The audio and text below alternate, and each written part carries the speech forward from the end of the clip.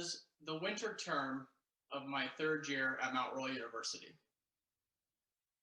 Before the finishing Christmas, I had a discussion with one of my students regarding electives, minors, and other sorts of intricacies that pertain to my degree. And he said that it was very easy to do a business minor for my program. So I looked at all my options and I decided to pick this course called business law. I didn't have to do it. It wasn't required for my program, but it was convenient, seemed somewhat interesting, and it fit my schedule. So amongst 9 possible sections of that course, I managed to find 3 of them that fit into my schedule very, very nicely. But there was only one sitting that allowed me to have a 4-day work week, which is something that all students get jazzed up about, but not many end up getting to have. I was lucky though. And when I walked into class that very first day, I turned out I was going to be even more lucky than I could ever have imagined. It was 10 a.m. on a Wednesday of January 4th, 2019. I showed up 15 minutes early because I don't like being late for syllabus day, which is the first day of classes, something that most students don't get that jazzed up about, so they choose to skip it. But I'm a keener, so I walked in early, and to my surprise, the professor was already there. This was strange for me. Usually the professor is not there any sooner than he or she has to be. So I didn't want things to be awkward between the two of us, and I was an adult. So I thought I'd go up to him, show my maturity, and shake his hand and introduce myself.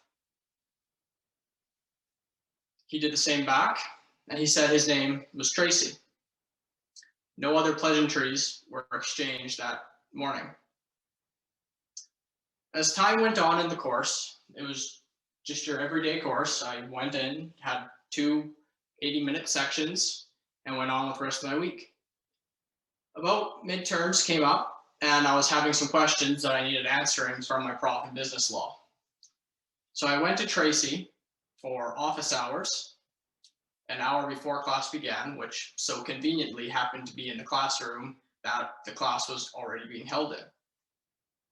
So I went in 10 minutes, my questions were already completed, and I had nowhere else to be, and neither did Tracy. So to kill time, we had a discussion. He asked me about the program I was in, what my practicum is like, what my future aspirations are.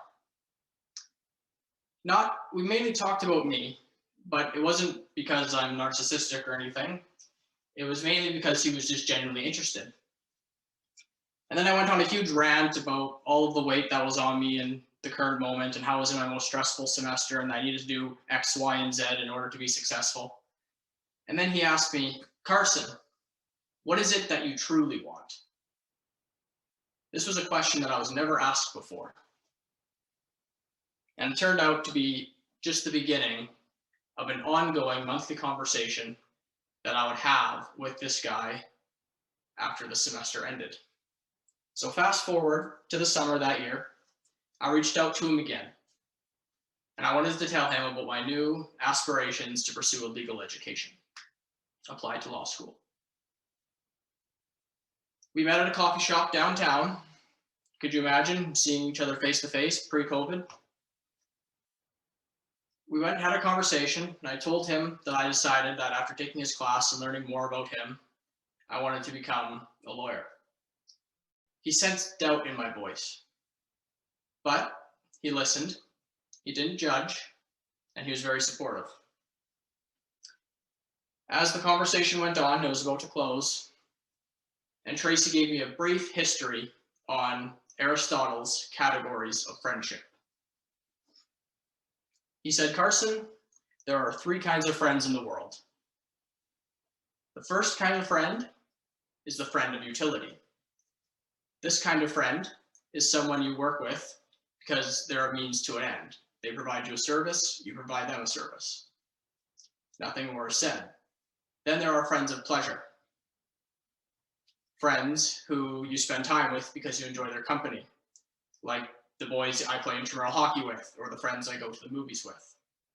But then Tracy offered unconditionally to be the third, the rarest, and the most powerful kind of friend that I could ever ask for. This is a kind of friend you may only see 2 or 3 times in your life.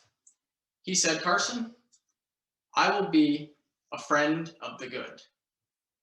This is a friendship that is unconditional and is built upon mutual respect and admiration.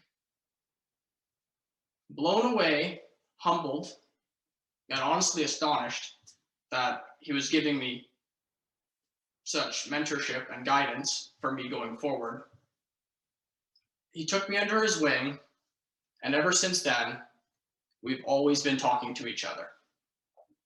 Albeit right now it's on Zoom, just like everything else we do in our lives. Every now and then we talk about where I'm at with my life, how my applications are going for law school, so on and so forth. But he's always gives me his undivided attention. He is totally supportive. He cares about my well-being, and he is someone with tremendous experience that goes beyond just the degrees on his wall. And then I think about what Tracy is as a mentor to me, and then I think about Toastmasters. And while not every single person in my club is a friend of the good, that's just not possible. However, every single member at Toastmasters represents little tiny pieces of all of the things that Tracy is for me. We have Toastmasters such as Alex, who is very, very experienced in the club. We have members such as Eva and Vesna, who are very committed and determined to make this kind of club as good as it can possibly be. We have members like Rocio and Allison, who care deeply about everyone's success and not just their own. And we have individuals such as Zonka, Grace, Richard, and so many others who come in with a positive attitude every single week to make this club a joyous occasion every Tuesday evening. And that is what mentorship is all about. Madam Toastmaster.